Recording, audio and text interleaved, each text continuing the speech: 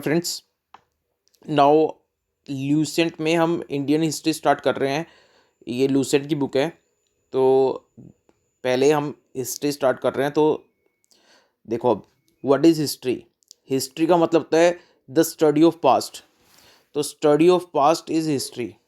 तो अगर मैं आपसे पूछूं व्हाट इज़ हिस्ट्री, तो जो हम पास्ट की चीज़ें पढ़ते हैं वो हिस्ट्री है। नाउ सेकंड, जो हिस्ट्री वर्ड है, हिस्ट्री वर्ड हिस्टोरिया से बना हुआ है। तो हिस्टोरिया एक ग्रीक वर्ड है और उस ग्रीक वर्ड हिस्टोरिया से बना है हिस्ट्री। अब हिस्टोरी का मतलब क्या होता है? हिस्टोरी का मतलब होता है रिसर्च करना, इंक्वायरी करना, इन्वेस्टिगेशन करना। तो जब आप कोई इंक्वायरी, रिसर्च या इन्वेस्टिगेशन करके कोई नॉलेज एक्वायर करते हो तो उसको हम बोलते हैं हिस्टोरिया। तो अभी आपको दो चीज़ क्लियर हो गई। पहली क्लियर है हिस्ट्री। हिस्ट्री का मतलब क्या है? Study of past. यानी पास्ट में आप जो पढ़ रहे हो, पास्ट की जो स्टडी कर रहे हो, स्टडी ऑफ पास्ट, वो तो हिस्ट्री हो गई। और हिस्ट्री किस वर्ड से बना है? तो हिस्ट्री ग्रीक वर्ड से डिराइव हुआ है। और वो ग्रीक वर्ड कौन सा है? वो है हिस्टोरिया। हिस्टोरिया का मतलब क्या है? हिस्टोरी का मतलब है इन्वेस्टिगेशन करना, रिसर्च करना, इंक्वायरी करना। तो जो नॉलेज आप इन्वेस्टिगेशन, इंक्वायरी, रिसर्च के थ्रू एक्वायर करते हो उसको हिस्टोरिया बोलते हैं। क्लियर है? तो कंफ्यूज नहीं होना। हिस्टोरिया का मतलब इन्वेस्टिगेशन, रिसर्च के थ्रू जो नॉलेज एक्वायर करी वो हिस्टोरिया। और अब उसकी जो स्टडी आप कर रहे हो, पास्ट की जो स्टडी कर रहे हो, यानी जो नॉलेज आप एक्वायर कर चुके हो रिसर्च वगैरह करके पास्ट के बारे में, उसकी जो स्टडी आप कर रहे हो उस स्टडी को आप बोलते हो हिस्ट्री। यानी इसका मतलब हिस्ट्री और हिस्टोरिया में कंफ्यूज नहीं होना। हिस्टोरिया का मतलब क्या है? जब आपने कुछ रिसर्च करना शुरू करा, इन्वेस्टिगेशन करना शुरू करा पास्ट के बारे में, और इन्वेस्टिगेशन करके आपने कुछ नॉलेज एक्वायर कर ली, तो उसको तो हम बोलेंगे हिस्टोरिया। अब वो नॉलेज एक्वायर कर ली आपने, अब दूसरे लोग उसकी स्टडी करते हैं, पास्ट की स्टडी करते हैं, तो उसको बोलेंगे हिस्ट्री। तो हिस्ट्री स्टडी ऑफ पास्ट, और it is derive from word, Greek word Historia, which means research और इन्वेस्टिगेशन से जो नॉलेज एक्वायर की वो। नाउ आगे चलते हैं। नेक्स्ट है जो हेरोडोटस था। हेरोडोटस कौन था? तो हेरोडोटस था ग्रीक हिस्टोरियन। तो ग्रीक हिस्टोरियन था हेरोडोटस। तो हेरोडोटस कहाँ का था? इंडिया का था या नहीं था? तो नहीं, हेरोडोटस इंडिया का नहीं था। तो कहाँ का था? ग्रीक का था। तो हेरोडोटस ग्रीक का था और उसको बोला जाता है फर्स्ट रियल हिस्टोरियन। तो हेरोडोटस को क्या बोला जाता है? First real historian. तो first real historian of the world बोला जाता है हेरोडोटस। तो अगर मैं पूछूं आपसे कि first real historian of the world कौन है, जो हीरो है, मतलब first real historian of the world, ठीक है, गजब, पहला वर्ल्ड का रियल हिस्टोरियन कौन है? हेरोडोटस। अब हेरोडोटस ने सिर्फ एक ही बुक लिखी है। हेरोडोटस ने एक ही बुक लिखी है। उस बुक का नाम क्या देख लेते हैं, क्या है? हेरोडोटस ने एक ही बुक लिखी है, उस बुक का नाम है हिस्टोरीज। क्या नाम है? हिस्टोरीज। तो हेरोडोटस ने एक ही बुक लिखी है, उसका नाम है हिस्टोरीज। हिस्टोरीज जो बुक है उसमें क्या बताया गया है? जो ग्रीक और ईरानियन लोग थे, तो उनकी जो वार हुई थी उसके बारे में डिस्क्राइब किया गया है। तो क्या बताया गया है? तो जो ग्रीक एंड ईरानियन वार्स, तो ग्रीक और ईरानियन वार के बारे में हिस्टोरीज में बताया गया है। और हिस्टोरीज बुक किसने लिखी है?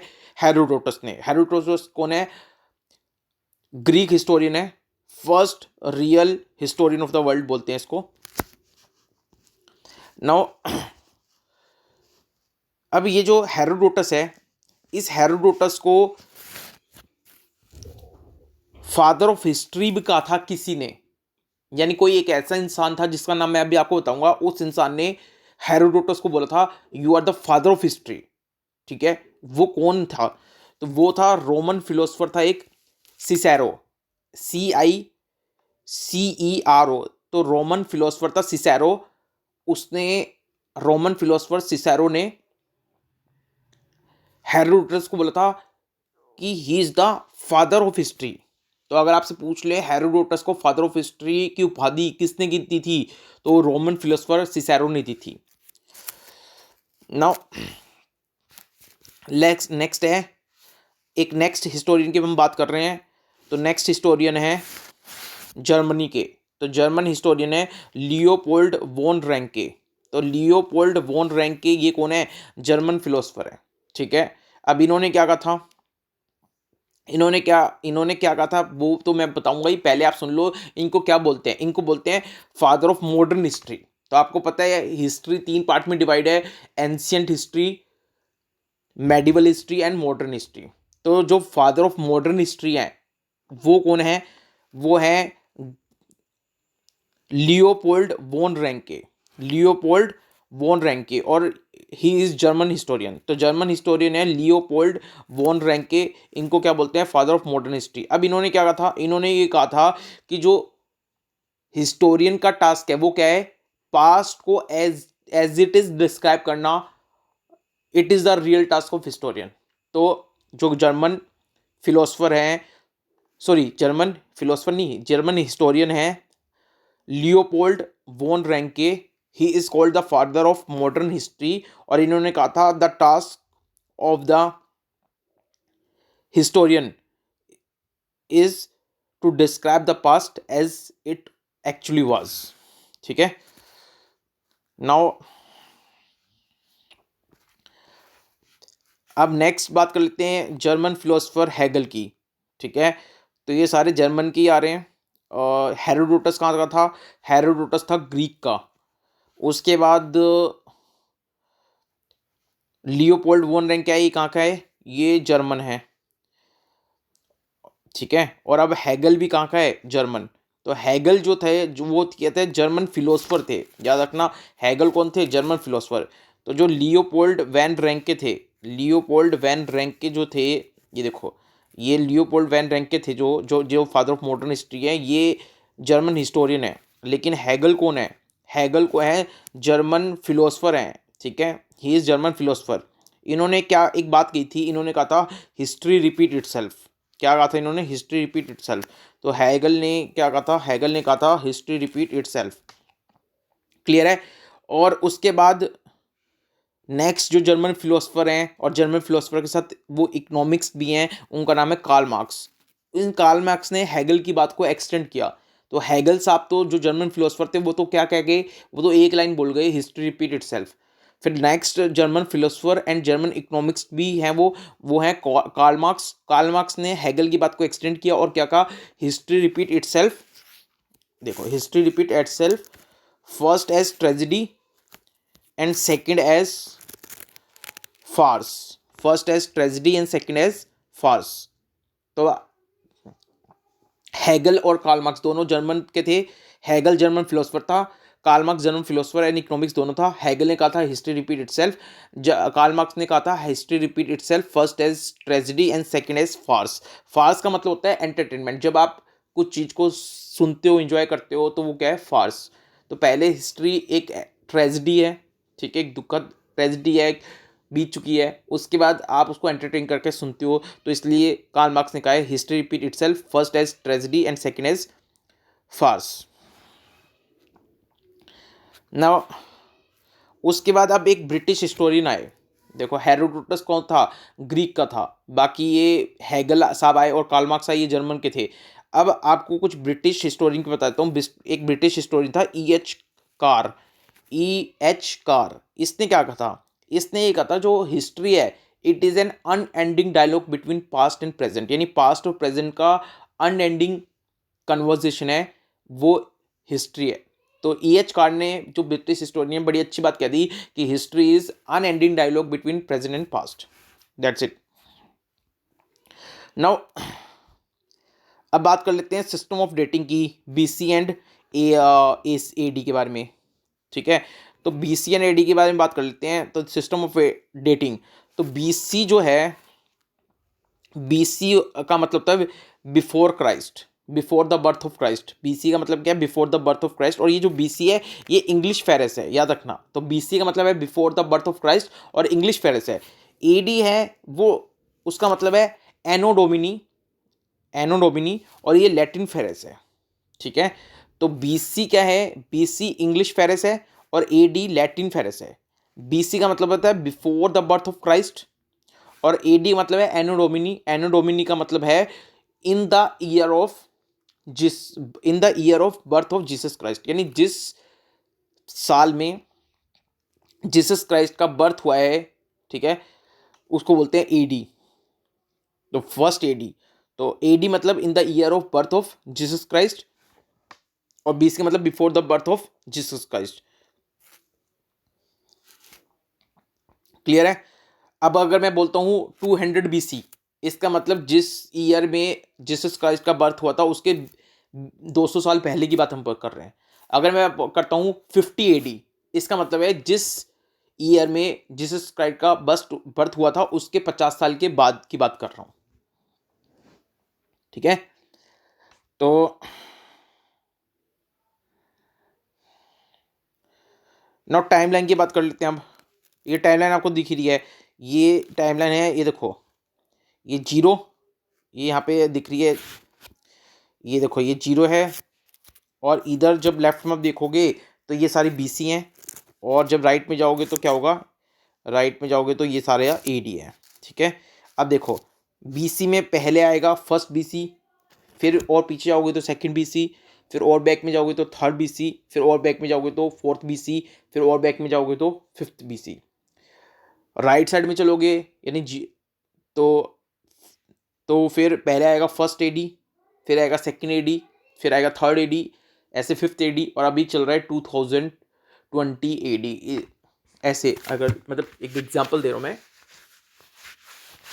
या 2021 AD, या फिर 2022 AD, या 2025 AD, जो भी अब चल रहा है तो उसके हिसाब से, ठीक है। तो now from the above mention timeline, तो ये तो आपको समझ में आ गया ना। BC का मतलब फर्स्ट BC, फिर सेकंड BC, फिर थर्ड BC और पुराना, फिर और बैक में जाओगे तो फोर्थ BC, फिर और पीछे जाओगे तो फिफ्थ BC। ऐसे राइट साइड में चलोगे तो पहले आएगा फर्स्ट AD, फिर आएगा सेकंड AD, फिर आएगा थर्ड AD, फिर फोर्थ AD, फिर फिफ्थ AD, फिर सिक्स AD। ऐसे 2016 AD, 17 AD, 2019 AD, 2020 AD, 2025 AD, 2030 AD, ऐसे चलेगा। क्लियर है। नाउ अब कुछ टाइम ग्लोसरी देख लेते हैं। टाइम ग्लोसरी का मतलब क्या है, टाइम ग्लोसरी का मतलब है कुछ टाइम से रिलेटिंग लिस्ट देख लेते हैं। तो टाइम ग्लोसरी क्या होता है, लिस्ट रिलेटिंग टू टाइम। तो लिस्ट रिलेटिंग टू टाइम को बोलते हैं टाइम ग्लोसरी। अब पहले है डेकेड। डेकेड का मतलब होता है पीरियड ऑफ 10 ईयर, यानी 10 साल की पीरियड को आप डेकेड बोलते हो, ठीक है। यानी किसी भी 10 साल की पीरियड को आप क्या बोलोगे, डेकेड। सेंचुरी किसको बोलोगे, सेंचुरी बोलोगे पीरियड ऑफ 100 ईयर। 100 साल की पीरियड को बोलोगे सेंचुरी, 10 साल की पीरियड को बोलोगे डेकेड, ठीक है। पहले 50 साल को बोलोगे फर्स्ट हाफ सेंचुरी, फिर बाद के 50 साल को बोलोगे सेकेंड हाफ सेंचुरी, और टोटल 100 साल को मिलाकर बोलोगे सेंचुरी। मिलेनियम होता है 1000 साल का पीरियड, ठीक है। तो 10 साल के पीरियड को बोलते हैं डेकेड, 100 साल के पीरियड को बोलते हैं सेंचुरी, 1000 साल के पीरियड को बोलते हैं मिलेनियम। सिरका या CA या C, यानी सिरका को आप कैसे डिनोट कर सकते हो, CA से या फिर C से। तो सिरका CA या C, तो ये तो आप सिरका लिख दो पूरा, या इसको CA से डिनोट कर लो, या फिर खाली C से डिनोट कर लो। अब ये होता क्या है, तो देखो जैसे मैंने ऐसे लिखा C 1500 BC,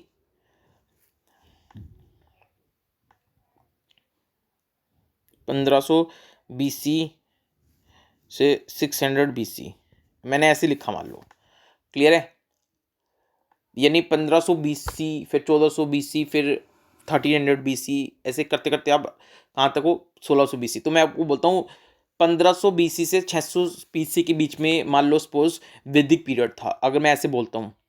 तो एग्जैक्टली तो मुझे पता नहीं कि वो वैदिक पीरियड कब था, बट मैं बोलता हूँ कि 1500 BC से 600 BC के अंदर वो वैदिक पीरियड फॉल होता है। एग्जैक्ट डेट मुझे पता नहीं कि वैदिक पीरियड कब स्टार्ट हुआ, बट मैं ये बोल रहा हूँ कि वैदिक पीरियड कब स्टार्ट हुआ मुझे पता नहीं, बट वैदिक पीरियड स्टार्ट हुआ था 1500 BC से 600 BC के बीच में। तो एग्जैक्ट डेट अगर नहीं पता होती आपको कि वैदिक पीरियड कब स्टार्ट हुआ, मतलब आपको ये बताना है, और एग्जैक्ट आपको नहीं पता, तो आप ये बोलते हो कि 1500 बीसी से 600 बीसी के बीच में हुआ है, तो आप इसके आगे सी लगा देते हो। तो अगर आपने ऐसे सी लगा दिया, सी 1500 बीसी से 600 बीसी, तो कोई भी पढ़ने वाला समझ जाएगा कि एग्जैक्ट डेट नहीं पता, तो इस सी का मतलब क्या है, इस सी अगर लाया है तो वही कहना चाह रहा है कि इसके पीरियड, जो आप पीरियड बताना चाह रहे हो, वो इन दोनों के बीच में पड़ेगा। ठीक है, अगर सी लगाए तो। क्लियर है कि नहीं? तो पढ़ भी लेते हैं। If the exact date is not known, if the exact date is not known, then the word सिक्रा इज सिरका is used with the date. जैसे शॉर्ट में उसको सी ए बोलते हैं या फिर सी बोलते हैं। Example, C 1500 BC to 600 BC, है ना। तो ये है, ठीक है। अभी आपको बता देता हूँ अभी कौन सी सेंचुरी चल रही है। तो देखो, एक आपको इम्पोर्टेंट बात बताता हूँ, ठीक है। यहाँ पे एक, बस अभी आज का लेक्चर ख़त्म हो गया है, अभी कल नेक्स्ट लेक्चर करेंगे। अभी फ़िलहाल आज का टॉपिक ओवर हो गया, आप ये पढ़ो आज। फिलहाल ये जो दे रखा है नीचे, ये जो दे रखी कैलकुलेशन थी, मैं इसमें एक आपको बता देता हूँ। अभी आपको पता होना चाहिए अभी आप कौन सी सेंचुरी में जी रहे हो। तो अभी पता है कौन सी सेंचुरी चल रही है? 21st सेंचुरी चल रही है अभी। कौन सी सेंचुरी चल रही है? 21st सेंचुरी चल रही है। और 21st सेंचुरी स्टार्ट कब हुई है? तो 21st सेंचुरी 2001 में स्टार्ट हुई थी। अभी 2001 मतलब अभी जो जीसस क्राइस्ट है उनके बर्थ के बाद की बात है, तो इसको हम बोलेंगे एडी। तो 2001 से शुरू हुई है और ये कब तक चलेगी? 100 साल के पीरियड की सेंचुरी होती है। तो 21वीं सेंचुरी 100 साल चलेगी, तो 2100, यानी अगर 2001 में हम 100 जोड़ेंगे तो 2100 आ जाएगा, 2100 एडी। यानी इसका मतलब 2100 तक, यानी 2001 से 21वीं सेंचुरी शुरू हुई है और वो ख़त्म कब होगी? 2100। और अभी क्या चल रहा है? जैसे फॉर एग्जांपल 2020, 2021, 2022, 2022, 23, 24, 25, 26, 2030, 2040, ऐसे चलता रहेगा। तो ऐसे चलते चलते चलते चलते चलते एक दिन आ जाएगा 2100। तो 2100 जब आ जाएगा तो वो 21st सेंचुरी ख़त्म हो जाएगी। और 2101 से लेकर फर्दर ये शुरू हो जाएगी 22nd सेंचुरी। समझ रहे हो? इसका मतलब ये हो गया, इसका मतलब हो गया कि जो 20वीं सदी थी, 20 सेंचुरी, वो कब से कब तक थी? वो 1901 से शुरू हुई थी और कब तक चली थी? 2000 एडी तक चली थी। तो 1901 एडी से लेकर 2000 एडी तक क्या चली थी? 20वीं सेंचुरी।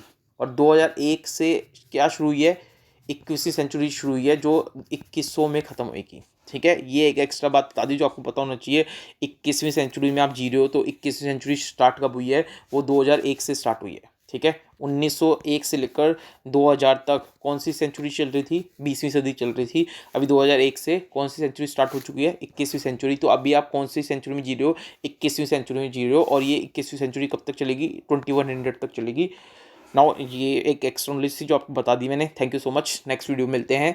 ल्यूसेंट जीके है, बुक है तो खरीद लो। चलो, थैंक यू सो मच। और नहीं है तो फिर वीडियो से ही देख लो खाली। ठीक है, सुनते जाओ, एंजॉय करते रहो। Thank you so much.